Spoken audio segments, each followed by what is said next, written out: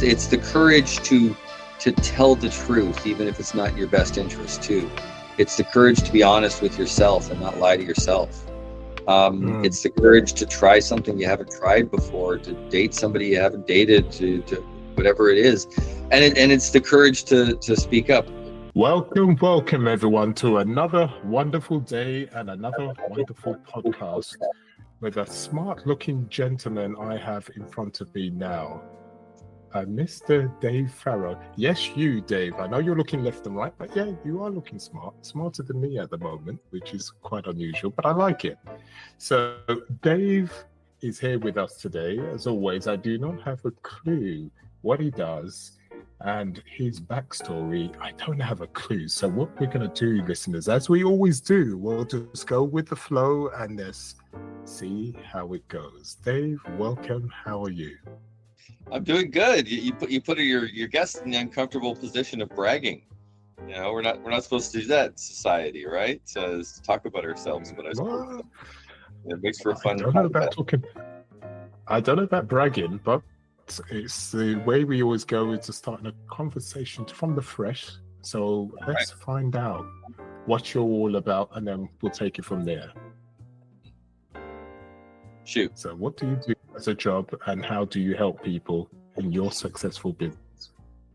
Well, I don't really think of myself as having a job. I have a few businesses. My main claim to fame is that I'm in the Guinness Book of Records for my memory. But I was diagnosed ADHD and dyslexic, as well as a slow learner and another disability when I was a child. I'm 14. That's a child to a lot of people. So I went from that diagnosis to being obsessed with trying to figure out how to run my brain. I came up with a few innovations, different ways to study and learn and trigger focus and things like that. And that turned into a course and a few books and then lectures, and my career grew from there. I had a best-selling book. I was in the New York Times. I was in the Today Show, things like that. A few TV shows and pictures behind me and stuff. But most of all, I think I helped a lot of people. There were a lot of people like me that, whether they had a formal diagnosis or they were just falling behind, they didn't know how to run their brain when it came to studying and learning. And so that became my career.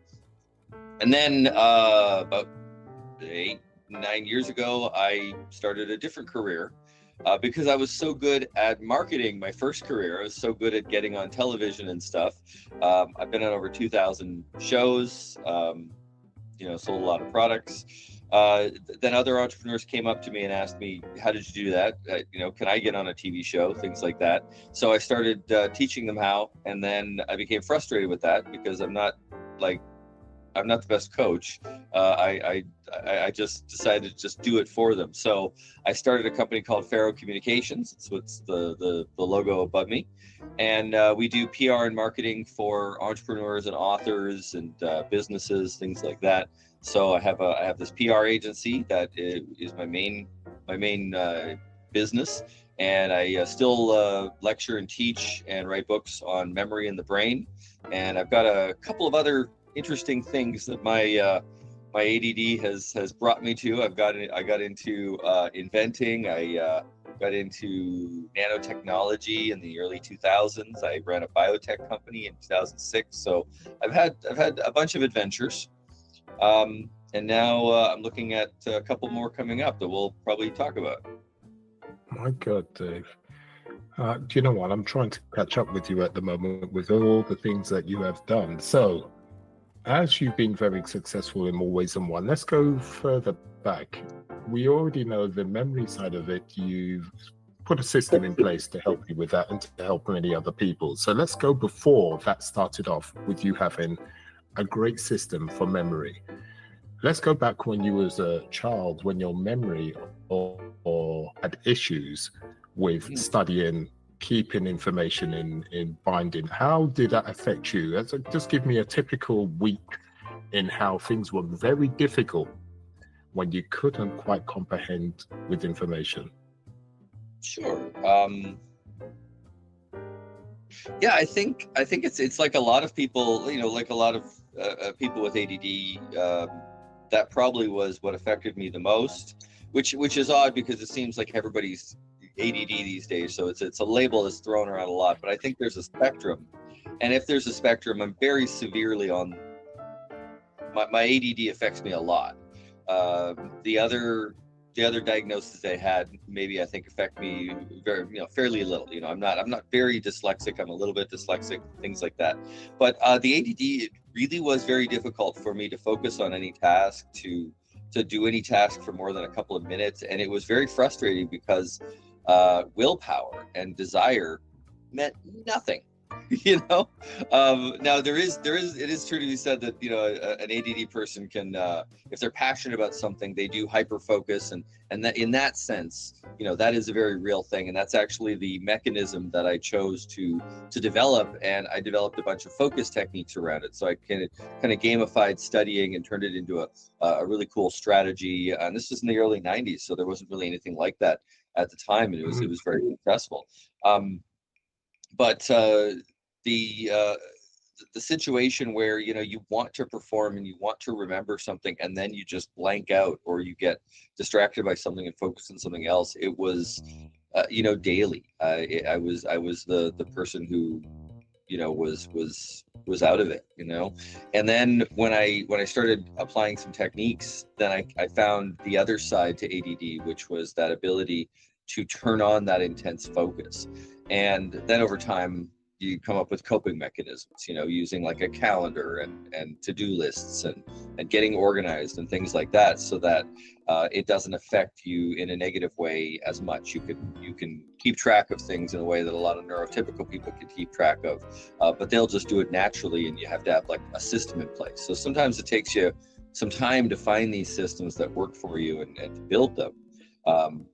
So yeah, I think that was the big arc, was how much of a struggle it was, and it was just so frustrating because it seemed things that other people took for granted that were very easy for them were very, very difficult for me to grasp and to learn and to do. Okay, so when it comes to grasping things, I take it when you was younger, you had a natural ability to see certain patterns, a certain way of doing things that others couldn't see. So as much as you found it difficult doing the typical thing within school, there were other things that you are natural at doing. Or am I wrong in that case? I would say the only thing that really saved me was I have a very natural optimism. I looked at it like I could not look at my grades or results. I was in the bottom of most of my classes, and when I say the bottom, I was like the lowest percentile of anyone. I wasn't in the bottom third or something. I was the last man in a lot of these classes, and I was just struggling. And my home life, didn't really help. My parents never went to college. My dad was a factory worker. My mom was a homemaker. There was no real discussion around the kitchen table about homework or anything like that. I just basically had to figure it out myself. And I was just a kid. So I would say I found my gifts later on, but what I focused on at the time was if I was better than I was before, if I had improved, that got me very excited. So if I went from I don't know, being able to focus on something and memorizing something for like 2 minutes, if I went to like 2.5, that was a huge jump. That was a great improvement for me. If I compared myself to other people who could study for hours at a time, I was terrible. But I compared myself to my past performance, and I saw a gradual improvement as I figured things out. And I'm so thankful. If I have any natural gift, it was that optimism, because that excited me, that got me going. Whereas so many other people would have been depressed because they're like, oh, look how far I have to go, right? But so I remember one time I did a push-up challenge because I was a kid, I was a boy, I wanted to work out. So I would do a push-up challenge, and I would add a push-up every day. and I got up to 120 push-ups after like a few months, right? As every day I was doing 120 push-ups, and I was like in fantastic shape. And I kind of took that same philosophy. Now I stopped that after a while. I don't do 120 push-ups every day today. Don't get me wrong. But I try to stay in shape. But I kept that attitude where as long as I just add one each day, as long as today I do a little bit better than the day before, or I figure something out a little bit more, as long as I'm not backtracking, then I guess I believed in the law of compound interest, and I just would get better and better and better and better and better. Whereas where I saw everybody else's, they were very talented. They had a lot of natural talent, but they weren't improving. They were just applying that talent to whatever they were studying and learning, but they weren't trying to read faster every day. They weren't trying to comprehend things faster. They weren't trying to expand the vocabulary more. They weren't trying to memorize facts and learn new information. You know what I mean? So like that was really, it was that Kaizen approach, the Japanese principle of just daily improvement that gave me faith that I could project in my mind a certain number of months or years out where I would be where I want to be. And as long as I had that, then I kept working. So you've always, as a child, always liked a challenge. So when you got your teeth into something, you'd always use that challenge to keep you spurring forward. Or did that come later on as you got older, before you started to take on, I've got to have a challenge, I've got this focus every day at a time? Or was you always wired like that? Were you influenced by someone when you were younger, for instance? Did you have a grandfather that actually pushed you in that direction? What gave you that drive to have that challenge and to focus as from process to process? Well, for the longest time, I hid this. I didn't talk about my ADD. When I was first talking about my memory courses, I actually was ashamed. So I tried to hide that. And my sales were not that great as a result. There were some people who were like, oh, they're impressed. You're a Guinness Record holder. Great. And they buy my course. Once I started talking about how I struggled and how I had ADD and the struggles that I had with it, then sales went through the roof. So I learned very quickly that you have to be vulnerable with that. So recently I expanded that in my latest book, Brain Hacker. It's right up here. It's available on Amazon. I did actually, it is somewhat of a memoir where I go into what motivated me in the beginning. So for the longest time, I didn't talk about this, but when I was very, very young, I was very sick. So when I was born, I was hospitalized for almost the first year, the first 11 months. I was still in the hospital until I was brought home. And then I was in and out of the hospital for years until I was at least like, 8 or 9. I had to deal with tremendous pain. That was the biggest thing. I was on codeine, and then eventually they took away the codeine because they were afraid I was going to get addicted. So I was dealing with chronic pain at that age, and I would have just horrible inflammation and pain and everything. And I had the experience of knowing what it was like to feel like you're on death's door when you're born, right? Which is an experience I've never met anybody else who has that experience. But so I was a kid looking at mortality. I was just getting started looking at mortality when everyone else thinks they're immortal. And I'd wake up with aches and pains like I'm 90 years old, and like in shrieking pain trying to deal with things. So I think it was that initial challenge that I tried to get in shape and get healthy and eat better, and I did a bunch of things to try to overcome that. But I had that for a long time. But I think it was that initial challenge that I often say to people that I was very traumatized, but I didn't have a bad guy. Nobody did that to me. It was my body doing it to me. So there was no anger. There was trauma, to be sure. I felt horrible pain. I passed out from pain sometimes, but there was nobody doing it to me. It was my body doing it to me. So I became I just felt very lucky that I was alive a lot of times, and I wanted to make the most out of this life. And the fact that I couldn't focus as well as the person next to me, it seemed like a minor thing compared to what I'd been through before, So I think that early experience of of medical problems gave me a completely different perspective. When everyone else was treating their body like crap and whatever, I was so thankful to be alive, and I was grateful, and I wanted to make the most out of it, you know? Totally. And this is why I try to delve more into the question of where that came from, because usually when someone's got a huge amount of drive in a particular way, it's got to come from some sort of pain, some sort of a life skill.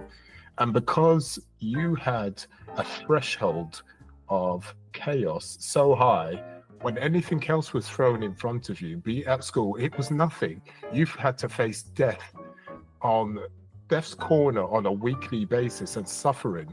So school was nothing, you know, maybe being bullied was nothing compared to what you went through, hence why your strength and your resilience. Well, I think there's also something to be said for the good old fashioned ADD risk taking too, you know, because that's because there's definitely a choice. And it's interesting. You are right. I do like your process where you're bringing this out in me, because I wouldn't normally talk about that. I wouldn't think that people are interested, really. Like I am very interested in it because it's my life, but I don't know if other people are interested in these things. But if you say you are, then I'll believe you and keep going. But that risk taking, they say that people who have near-death experiences, which I did when I was very young, they say that they go in two different directions. They either become daredevils, where they have no fear and they go for things, or they become incredibly timid and afraid all the time. And I definitely went into the daredevil direction. So I think I took a lot more chances. I tried things that other people weren't willing to try and put the effort and time into. I found mnemonics and mastered that. I found speed reading and a bunch of other stuff, and I continue to learn to this day. But that was really it. Is like, it was trying new things, not thinking you know it all already just because you tried something once and it didn't work. Going back to it, maybe your first experience is wrong. Not making assumptions is really the I think the solution. Like, I think the world is open to just about anybody who is somewhat healthy, and I have to put health in there because you need that. I know that, but it is somewhat healthy and is able to get around and mobile and things like that. But the world is your oyster if you are able to really try to look at it the way it really is, not the way you want it to be, but the way it really is. Be willing to make mistakes and try again, and be willing to just believe that you don't know everything and keep on learning. And if you keep that sort of intellectual humility, where it's just, you're not 100% sure. Yeah, you tried something. Maybe you tried investments, or you tried running a business, or you tried, going on dates or something, and you had a bad experience, right? So many people I find it crazy how quickly they are to give up. And I had to try 5 times to get out of bed sometimes when I was a kid, to get my body going, and like, to give up. I don't even know what that means, right? Like, that doesn't even make sense to me, No, I hear you. I mean, the problem is that there are people out there that's had a silver spoon given to them. So when you haven't understood about being broke, when you haven't understood about being ill, not being able to get to the right education, etc., so your perception is completely different. So your threshold with dealing things in life and being able to get through the processes to your goals is difficult. While you and other people I know who are great leaders, you are only, in my point of view, can be a great leader when you've gone through great pain, and it's different forms of pain. Hence why I already know you have a great backstory, and you've gone through great pain. I didn't know what it was because you're very successful. And the reason why I do this, Dave, because you was quite surprised when we had the conversation before we came on, and I said, I don't have a clue what you do, blah, blah, blah, blah, blah. The reason why I have this podcast is to show people it doesn't matter where you're coming from, whether you can't hardly move your muscles, whether you've got a bad memory, etc., you can always achieve regardless once you keep on trying and being consistent. And even when we are successful, like you still have rough days, you still have tough days, you have your ups and you have your downs. Yeah, no, I just got out of a few years of very rough times. COVID nearly destroyed my core business, and I nearly went. I'm not afraid to say I spent every dollar I could sometimes just to keep payroll going, so I didn't have to fire people. And I was there's times where I've had panic attacks and everything. Like I'm not this stoic perfect person. I'm still a work in progress. But you're absolutely right that there is this tenacity that I think is lacking in a lot. I don't know about being born with a silver spoon. I got into being an entrepreneur because I had so many struggles academically. I didn't really gel in academia. So I thought that the only way I could have a really successful path is if I carved it out myself. I really didn't trust the school system or the academic system to be a good pathway to have a decent career. So I just decided to go out and start a business and figure it out. And I know it sounds weird, but it's just that seemed to be the safer path to me. Is I don't need to convince. I don't need to compete against 10,000 people with the same education. I just need to convince one customer to give me their money and trust me with a job. And if I do a good job on that, maybe they'll give me money again, right? And that seemed a lot safer bet to me than some of the career paths that my colleagues were taking, my other students were taking. Now, it is really important to have a big, hairy, audacious goal too, and that's when I really saw the crab bucket try to pull me down. Like when I decided to go for a Guinness record, I had so many people trying to stop me, and it just confused me. I was like, okay, it's great that you have an opinion that, okay, you think it's kind of risky that I'm doing this, but why are you trying to stop me? I talk about this in my book. I had family members bet money that I would fail. They bet Really? money. Yeah, they placed a bet with me that I would fail at my Guinness record. Now, the other thing is it's a freaking Guinness record. It's a tough thing to do. So I didn't succeed the first time, but I don't quit, right?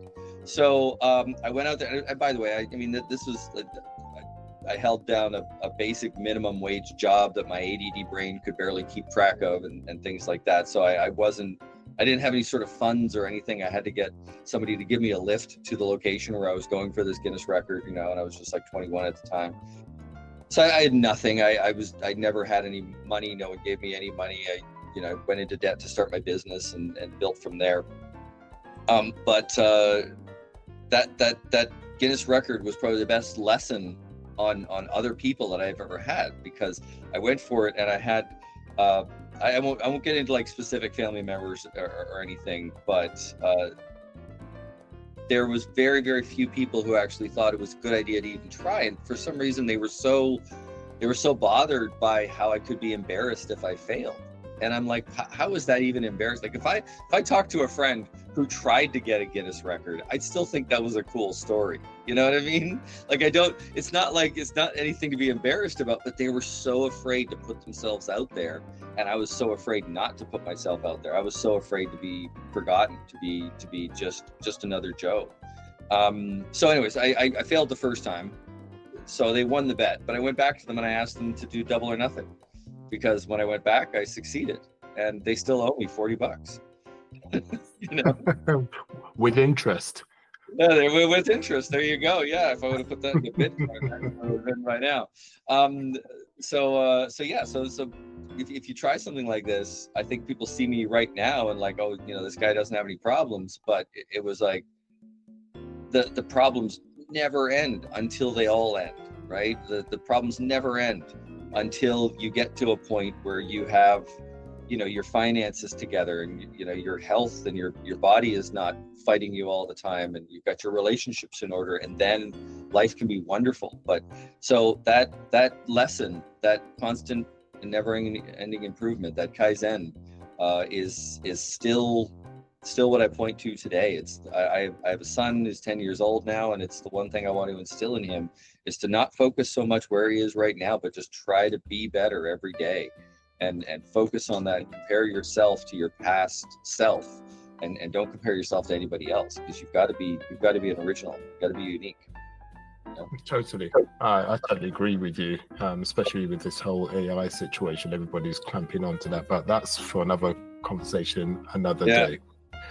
I want to speak to the slightly older Dave at 21 who was hiding himself because he was ashamed of certain things about himself. But how did it come about that he thought he was good enough to go for a world record? And what specifically was that world record about? And why did you think you could do that?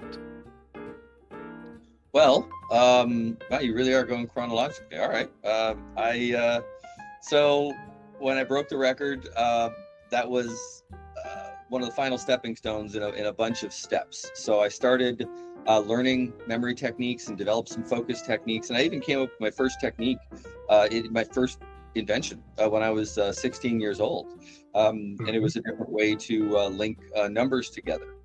So I ended up being accredited with about 5 different techniques that I developed, including a focus technique. And I'm very thankful, actually, my modality, memory modes, has actually been tested in a double-blind neuroscience study in McGill University and been shown to be very successful. So when people follow my particular memory system, they actually get about 3 times the results, according to this study, than just learning mnemonics on their own. So if anybody has learned memory techniques or the art of memory, you might be surprised there is a place to go even higher.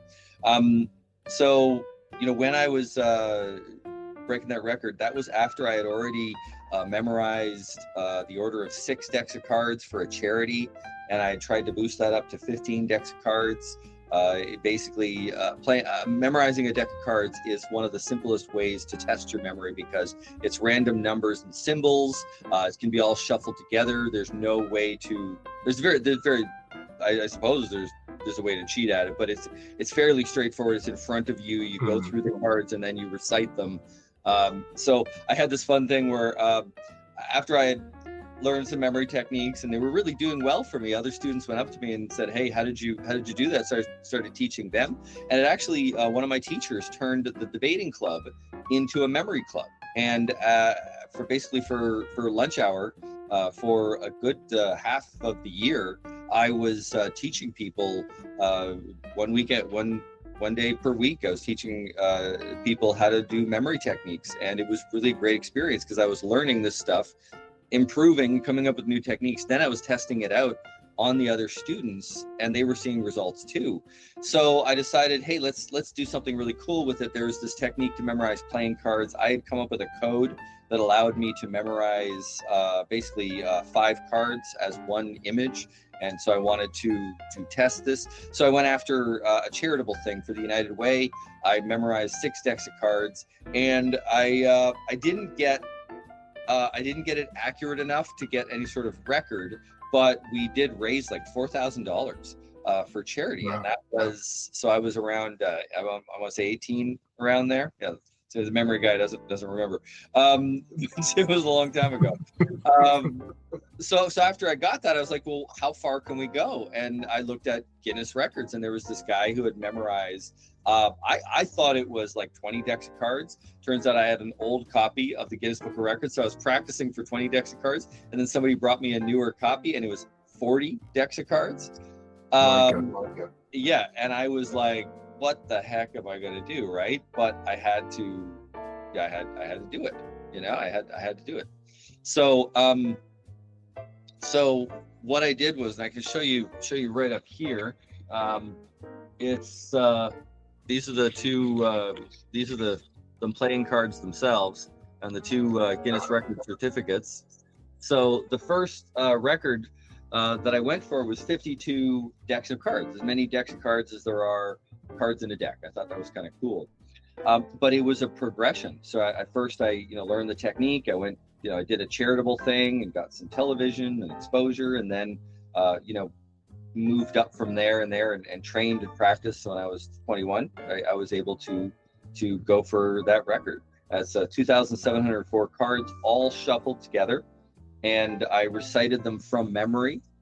And then years went by. I was doing the memory thing. I was doing my memory business, and the record was broken. And now the person who broke the record, Dominic O'Brien from England, he's a very good friend of mine. He's a great memory expert in his own right. I had to take that record back though, because I knew I could do so much more. And I broke it with 59 decks of cards and only one mistake. And that is the record that still stands to this day. That's amazing. That's absolutely amazing. And again, being resilient, taking each day at a time.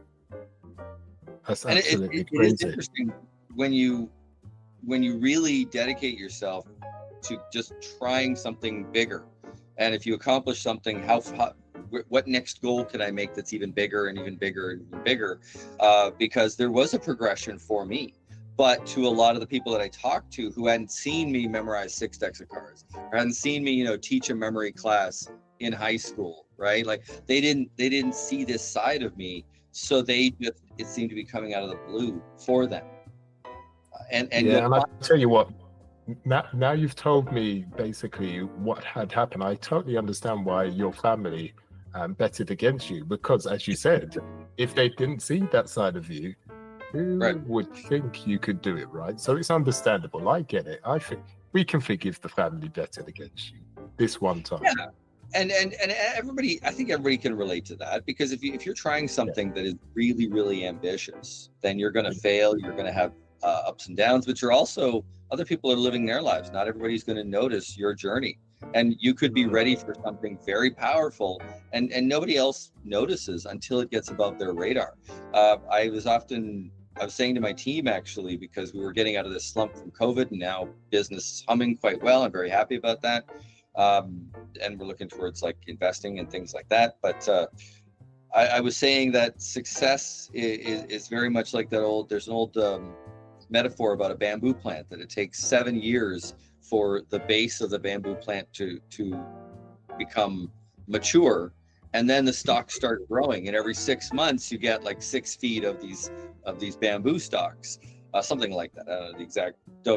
Somebody in the comments tell me where I'm wrong on that. But basically the idea is that improvement is made a little bit at a time, and then success comes all at once. And that is very true. It's about the consistency, isn't it? It always comes round to that consistency, focus, and the drive. And I will tell you that I don't consider myself the most consistent person. If you were to know me, I have huge ups and downs, but maybe I am consistent when you look at me like over the course of the year, right? So if you have bad days, then just have bad days. Don't be so down on yourself. You to be consistent. I consider myself the least consistent person of anybody that I know, because my ADD is still real. I didn't wave a magic wand and it goes away. I have huge swings up and down, but consistently I wake up every day trying to be better, and consistently every day I put effort towards my work and try to be the best person I can be, and try to learn and grow. So yeah, that kind of consistency really does pay off. Yeah.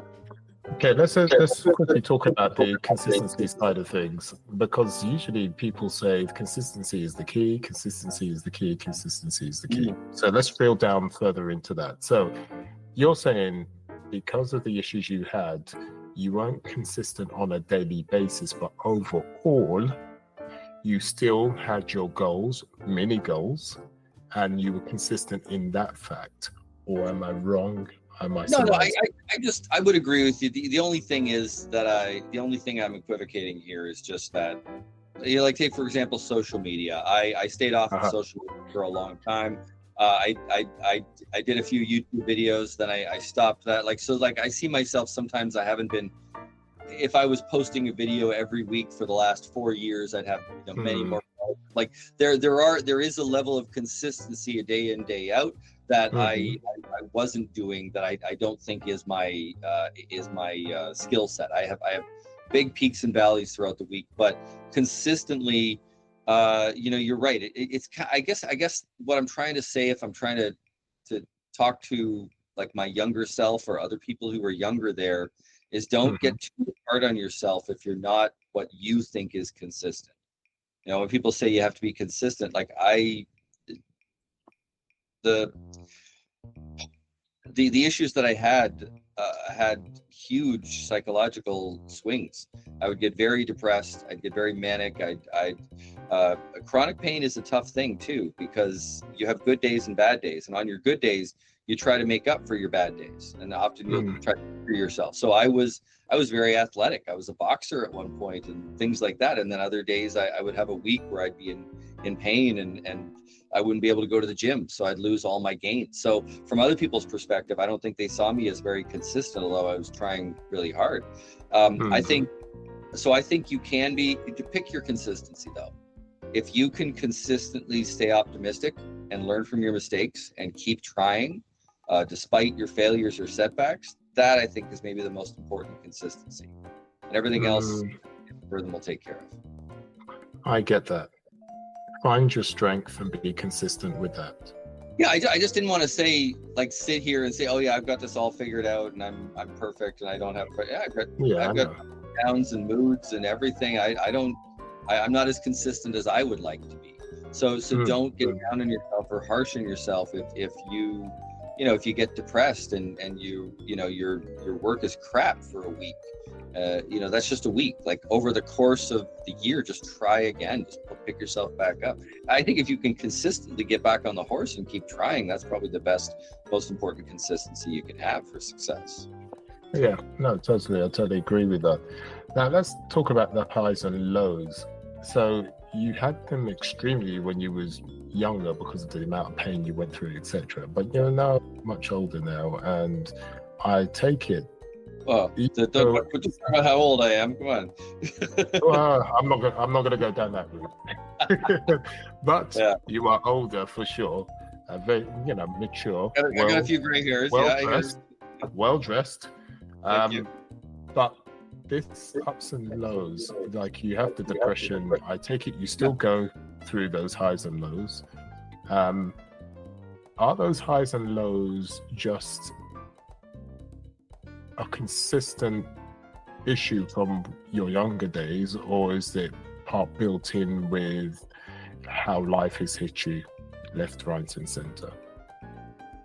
I'd say it's a combination. And if there's one lesson that I could give to young people today is this is backed up by science, is that I wish I knew that my depression or my tendency to get depressed, I wish I really understood how that was tied to my physical inflammation. We know now that depression has a physical, biological trigger for most people. You can't say for everybody, but when I was growing up, it was considered a psychological issue. And science, I don't know if you've looked this up, but Google it sometimes. Science has done a complete 180 on this. It's actually one of the most revolutionary things. Anxiety and depression might be more of a physical ailment, the result of like inflammation, and like it could be treated with diet and exercise and things like that. We've long known that exercise affected depression, but we didn't really know. People thought, oh, it's endorphins from exercise. Well, it might have to do with the cellular level and inflammation, and just it's really fascinating if you ever want to go on a deep dive on that. I wish I knew that my depression, wasn't my fault in a way that like still take responsibility for everything that you're dealing with, but I wish I didn't think that it was a psychological failing or a moral failing as much as I did. That made a cycle where I get more depressed. When I realized later on that it was the result of some physical traits, then I took very seriously. I have a very low inflammation diet. I have a routine. I meditate every morning. I have a bunch of things that I do to keep myself on track and not fall down that tendency, because I know that if I don't keep on that, then I'll have a tendency to gain weight, get depressed, have inflammation, have severe pain. That makes it easier to gain weight, easier to get depressed. There's this negative cycle that I have to be very aware of, because I'm different from other people. I can't just eat everything and do everything and expect no consequences. I like to say it that it's kind of like I got old quick, because we know being at this age, you can't just, eat a pizza and not have consequences, right? Your stomach or you maybe gain a few pounds, things like that. For sure. But when you're in your 20s, you can just eat a pizza without consequences. Well, it turns out, looking back, I had consequences. Like, my body really had inflammation when I had a high sugar diet, things like that. So anyways, the long story short is that yes, I had terrible moments of inconsistency, and I wish that I had looked at that less from an ego perspective, like I have a failing that I have to overcome psychologically, and try to talk myself out of it. I wish I would have looked more at my body and maybe consulted a few more experts and been a bit more humble to learn more. So if you're struggling with something, don't think that it's just your struggle, that it's just something you have to deal with, that, oh, you're just this way, you're just, I don't know, big boned or depressed or whatever you think is you. It might not be you. It might be a temporary challenge that you're dealing with, and be open to change, I think. And finding a routine for yourself has helped you be in a position where you can manage the issues that you have within your life. It never goes perfect. Nothing is perfect, but with the experience you had with your own body and your psyche, you found a routine. I will tell you, more than manage, you thrive. Like, I wake up every day, I have no pain, I have no aches. Now, every once in a while, like the seasons change, and I was like, oh, I'm achy for a week or something, right? And then, my girl went up to me and she said, look, you're almost 50, man. I know 50-year-olds who can't get out of bed. Like, you know what I mean? I'm in great shape, but it's because, like, I figured my body out. But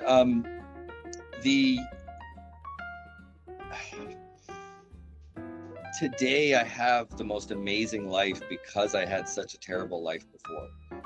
Because of the I focused on how to fix my body, and now I don't have pain. I can learn anything I want. I have investments. I can grow. I can be authentic with people. Yeah, and probably the best part of my routine actually is meditation.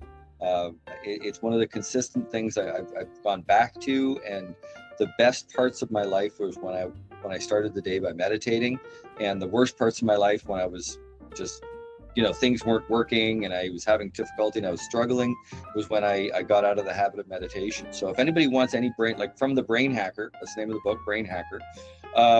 From the Brain Hacker, the best brain hack, I think, is meditation. We spend so much time in our lives looking outside of ourselves for wisdom and knowledge, and it is the few that sit down and look inside for wisdom that have the world. Yeah, no, I totally agree with you. I mean, I'm a Buddhist myself, and there's a reason for that, because you look inside of ourselves, and the same meditation you're talking about with looking within yourself, and this is why I do the Buddhism. It keeps me on track. These are actually my Furby. Oh, did you? Oh, yeah. Look at that. Now I like you, Dave. Yeah. I like you very much. What type of Buddhism do you practice? What sect? Nichiren Daishonin, which is Japanese. Oh, okay. I learned and studied Tibetan. When I was in Toronto, it has the largest Tibetan population outside of Dharamsala, India, and Tibet, and made good friends with a lot of the monks, and that. Yeah, I was going into Buddhism and meditation to try to overcome my ADD, and I learned a lot. I wouldn't say I'm a practicing Buddhist anymore, but I still practice the techniques, but I'm just more of a mixed faith personally. But yeah, the meditate with beads, focus your mind once a day, and the world's your oyster, I think. Yeah, definitely. It helps me with my mood for sure. Okay, moving on to your business. So you help people with PR side of things. You already described exactly that you was helping people to try and do it themselves. You're trying to coach them, but you didn't have the patience to do that, and you ended up, doing the work for them. So you thought, that's the thing. I think I'm very good at a lot of things, and I don't think I make a very good coach because I just don't have the patience that they won't do what I wanted them to do, or at least the way I wanted them to do it. So I was like, just fine, I'll just do it. I think I coached for all of like 2 weeks, like teaching them how to do stuff. So then I would just get on the phone, or I would just, do a press release, or I would do something, and I booked them on some shows, and they were like, how do you do that? And I'm like, I'm just going to teach somebody and hire them. And I had a couple of people who worked for me that actually 2 of them were interns. And so I just brought them on as staff members, and went up to my entrepreneur friends and said, hey, pay me a monthly retainer, and I'll get you famous. And it turned out to be very effective. Now we do PR on retainer for authors, experts, speakers, for the most part, and also some businesses, some big businesses even. And it's a wonderful business, because every day is kind of different. We get a different angle and a different attack on PR. We focus on organic PR. We're data driven, so we use data and trends to pitch our clients. So we'll tap into what's going on in the trend verse, and then pitch our clients. And I think we're the most affordable, effective option, especially for that author expert class. If somebody or some company wants to be known as an expert in an area, we've really cracked the code on how to get the media to agree. Wow. So how long have you had this business running, helping people? It's been about 10, 11 years now, actually. That's been a long time. And just give me a story of something quite amazing where your client thought it could never be done, and it made him wow within 2 weeks. Oh, wow. Well, yeah, so... You don't give him his name, just give me a for instance. So we do get a bunch of clients that are speakers and authors, things like that, and sometimes they're a bit gray, they're a bit beige, like they're just kind of they're good at this skill set, but it's really hard to figure out what sets them apart, right? So what we'll do is sit down with them and say, and really ask, and I read all their material. I'm a speed reader, so it helps. So I read everyone's books, and then I ask them questions about it and everything. And I dig a little deeper. So there was a couple times, there was one client who's a communications expert, and we were like, well, how can we really, you tie this into like current events and trends and stuff? And this was when millennials were having a lot of difficulty entering the workforce. This was pre-COVID stuff. They were having a lot of difficulty getting promotions, things like that. So we came up with this pitch that they were talking about how to get the different generations to communicate better. And it was a huge hit. We got like Wall Street Journal and Business Insider and a whole bunch of media that was well beyond what their retainer was paying for. They got famous on so many different shows. And it was really because we were solving a real problem out there, which was if you want to know what the hook was, it was that the younger generation, when they're entering the workplace, they were afraid to speak up because they had all these student loans and everything. They were basically afraid of losing their jobs so much they weren't speaking up. So we called it FOSU, fear of speaking up. And it made like Forbes and Bloomberg, and it was like this big story. So that's a really good PR hook. Another one, actually, really good friend of mine, Greg Reed out of California. He is a motivational speaker, and he is like the quintessential motivational speaker. Like you close your eyes, you think he's Tony Robbins, right? But he wasn't really very well known outside of that little niche. So I read his books and looked in the materials and everything. And what we did was we decided to take a counterintuitive approach, because there's one chapter in his book where he interviews a bunch of very rich people, and all the rich people say they're billionaires, and they say, don't follow your dreams. That they know a whole bunch of people who've had a bunch of money and they lost it because they threw it down a hole to follow their dreams. So we said, hey, what if we did this pitch about a motivational speaker who's telling everybody to not follow their dreams? And it was kind of a hit. It was like, wait, motivational speaker sees the light and tells you to not follow your dreams. And he got like on the CW and like Business Insider and like television, radio, everything. It was this huge huge hit. So it's like things like that, where we also look at what the Google trends are, and follow that.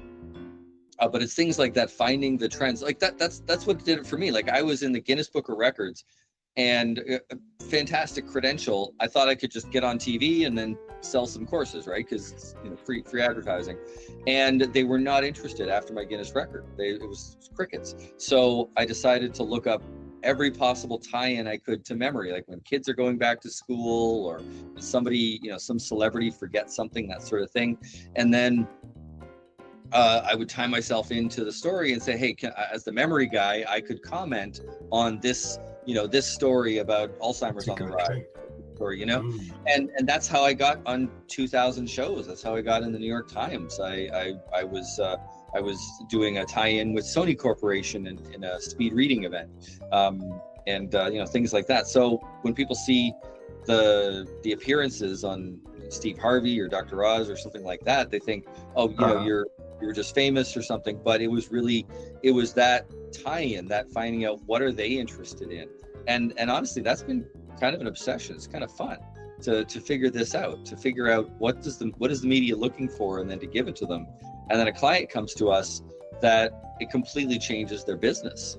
They're when you go from unknown to completely famous, it changes how everyone works with you and how everyone looks at you. That's quite interesting. So let's ask about that. So you're very unique from that point of view with the trend. So how would you go about finding the trend, for instance? What would be your process for doing that? Sure. And so the way I look at it is that PR is the ultimate kingmaker in business, at least. If somebody runs a business, or if they have a book, if I could get you on a major TV show or a podcast or something like that, then that's the only way that you can really get known and get the success that you deserve. And there's a tremendous amount of people who have great concepts and great ideas, and they're tremendously powerful experts, and they just don't have the media attention, so they're often overlooked. So a speaker that has really good PR can often command twice the fee that another speaker can. Harvard Business determined that if you have media logos, like as seen on Telemundo and as seen on this show, then you increase your conversions on your website by 48%. So there's real dollars and cents. There's real business. But how do you go about it? When I talk to a client, what we try to find is a demographic and a trend. That's basically our data analysis. So if we talk to somebody, find out what you're an expert in, and then what does that apply to? I might talk to an expert in business, and their primary demographic would be women. Let's say they were either very successful at having running a female-run company, being a woman CEO or something, and they wrote a book. We've had a few clients like that, right? So their demographic would be women, but then we look for the trends, and then we'll see, well, what is on the rise or on the fall. Post-COVID incomes were way down for women. Mental health issues were way up during COVID, like things like that. So we find a demographic and a trend, and then essentially package a story for the media to do a conversation about that with our client. And it's a really powerful set of tools, but we have the data. So we go up to, cause right now the media they are stressed, but they're more powerful than ever. Like don't believe what people say about how new media has destroyed traditional media. The New York Times is bigger than it ever was. And I don't just mean like with reach. I mean, they're making more money when you adjust for inflation than they ever did when everybody was reading a newspaper. And think, how is that possible? Well, it's because the traditional media is the source for credibility. And how important is credibility nowadays, right? Like, you can pick up the news, you can absorb content anywhere, and half of it's a deep fake, and some of it's going to be made by AI pretty soon, right? So when you have a business journal like the Wall Street Journal or something, and you're a stockbroker, well, that is sacred. That is very powerful information. It becomes more and more powerful than it ever was. It's not just disseminating information. So it's the same with speakers and authors. If I can get an author into a publication, then their credibility goes through the roof. But the other side of the media is that they are under a lot of stress and pressure. They're doing one person is doing the job of what 3 people used to do. So that's why at my firm, we are basically creating a bit more of the story. We're doing some of the journalists' job for them.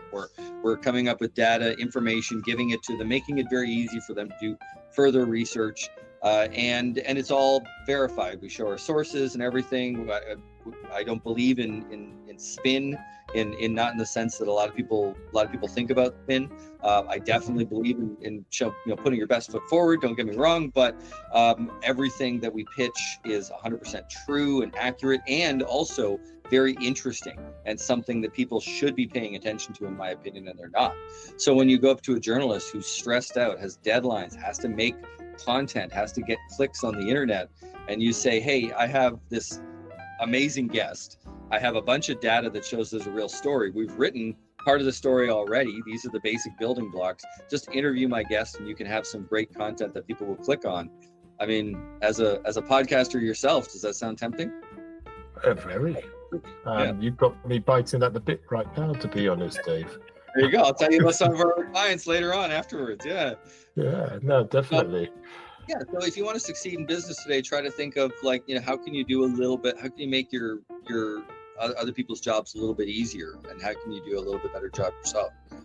Maybe PR it gets into the journalism game a little bit, where we do a little bit of the research and journalism to kick the tires a little bit to find the story, because we're incentivized to get our clients on the air. So if we find a good story, that'll get our clients work. You would never think of that, 10 years ago, you would never think of a PR person doing that. It's amazing how things change. Especially with technology, that makes things a bit easier to get data from, the world that we're in right now. We're about to sum up, Dave. So what I'm going to ask you, what one thing, if you could advise the listeners for them to be successful in life, what one thing could you say to them to help them forge forward?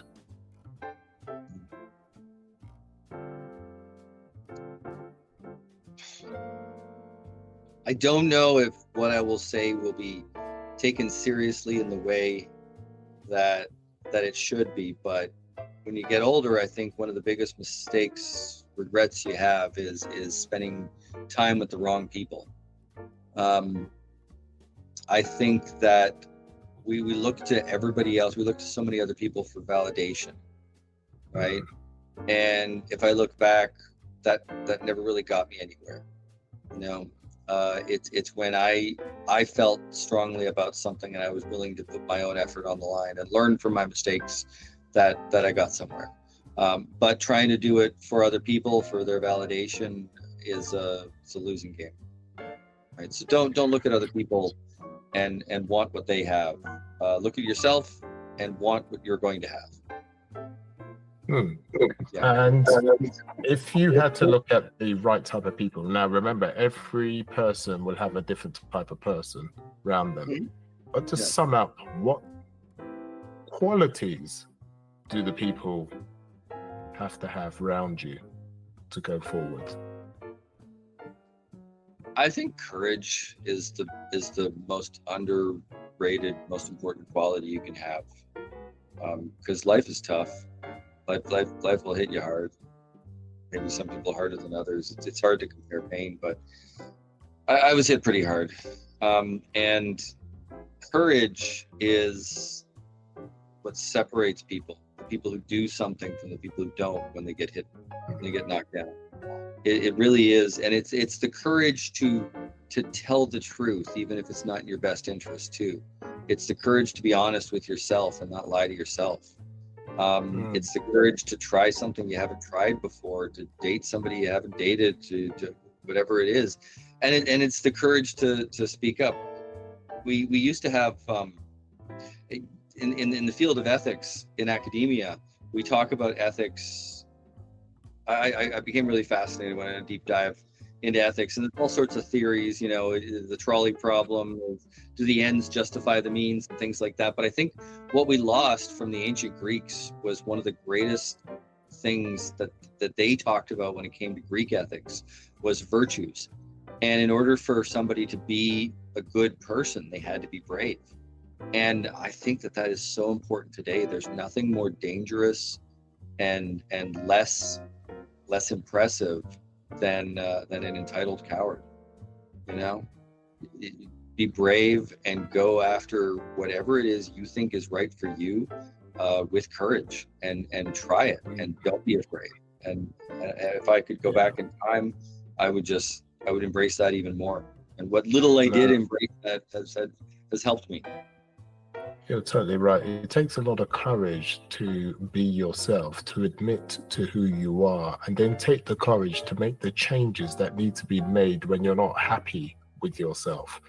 And you're totally right. Courage comes into it a massive way, especially when you feel like you have to conform when you know you shouldn't. That takes a lot of courage. What if you have a boss, right? And you want to tell them the truth, right? They're doing something stupid and they're being an idiot, and you see it and they don't, right?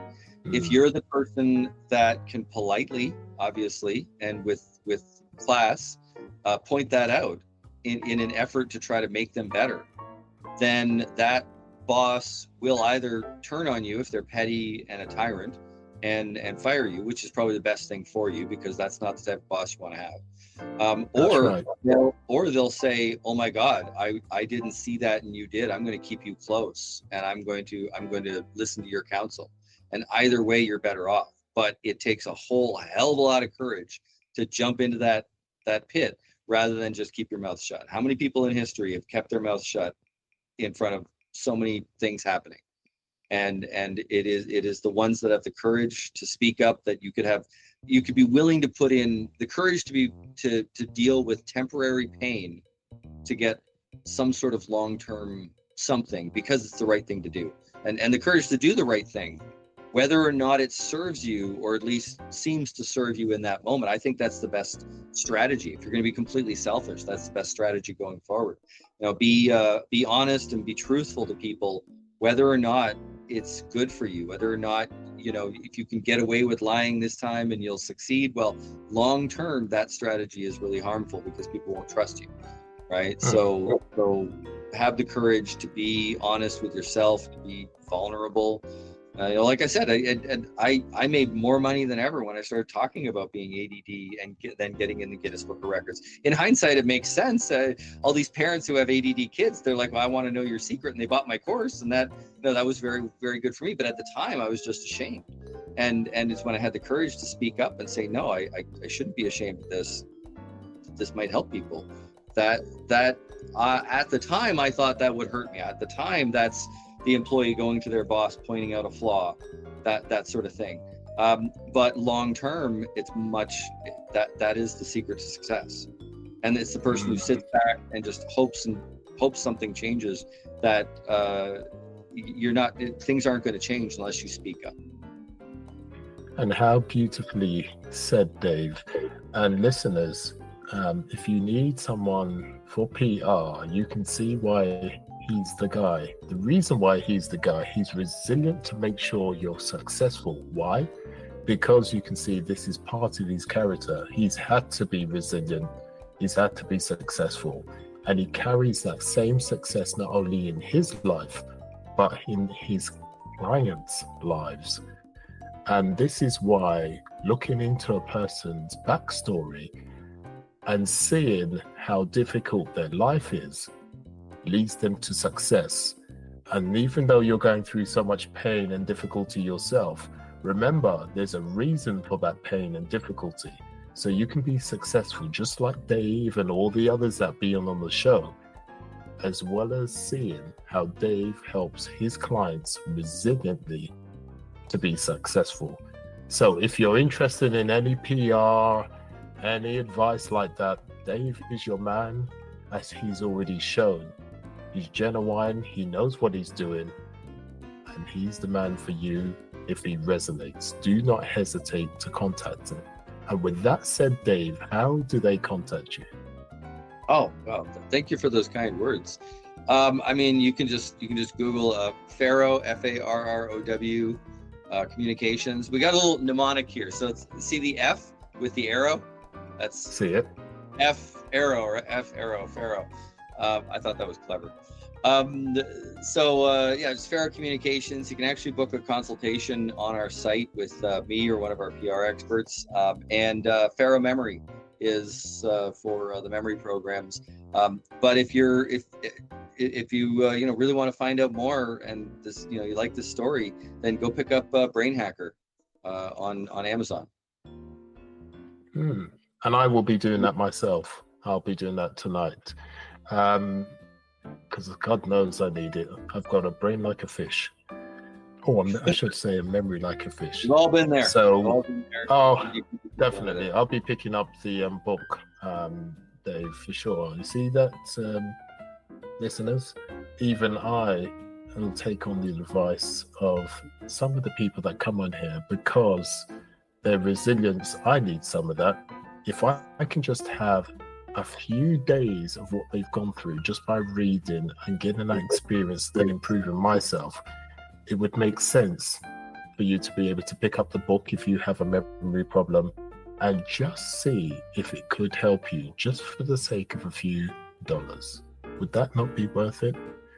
Well, actually, I wanted to go beyond memory into brain hacks in general, how to hack the brain to have a better life. I think so. Brain Hacker, we have 55 different hacks, but it's everything from handling cravings and sticking to your diet to sleeping better. I hope I'm going to be coming up with some more books soon and some courses. And my main philosophy that I'm going into, my next phase, is really, I think there's a lot of people out there that are suffering because we're living a really unnatural existence. The brain, like when you think of something like ADD or something like that, or dyslexia, you think, oh, this is a deficiency. But, if you went back 100,000 years, would it be a deficiency, right? Or would the ADD people, would they be the hunters in the tribe that are willing to take risks and hyper-focus on prey and blocking out all the distractions because they're hyper-focused? And then that same sort of brain that's really good for hunting might not be so good for book learning later on, right? So, or dyslexia. Like the biggest thing I always say to people is, like, in reading, I love reading, but reading is a human invention, right? Let's not put it in the same category as walking and talking or anything. I don't think it's a disability. I think dyslexia is no more a disability than not being able to do a layup is a basketball deficiency. Like it's a human invention. We invented this game, basketball. If you're bad at it, then there's just a spectrum of that. You can understand what you're doing and actually, use brain tricks to overcome some of these things too. But so many people take this to heart that there's something horribly wrong with them. When you go down to nature, there's nothing wrong with you. You are a product of nature, and it seems the farther we get away from the natural way that our brain really functions, with lights on all the time and screwing with our circadian rhythms and the 8-hour workday, sitting in a cubicle all the time. All these things are not natural for us. We get farther away from that, then we suffer. So that's what Brain Hacker is about, and that's what I think this next phase, what I'm going to try to help people with, is to be able to adapt to the modern world. We're not all going to go become Amish or anything, although I love my Amish friends. But we're going to adapt this wonderful brain we have to this new world by understanding what it needs and what its nature is, I think. Well said. And with that said, Dave, thank you for using your precious time and being with us today. Thank you very much. It's been a fun discussion. Thank you very much. And in the meantime, everyone, we'll have another beautiful podcast very soon. And I will say sayonara.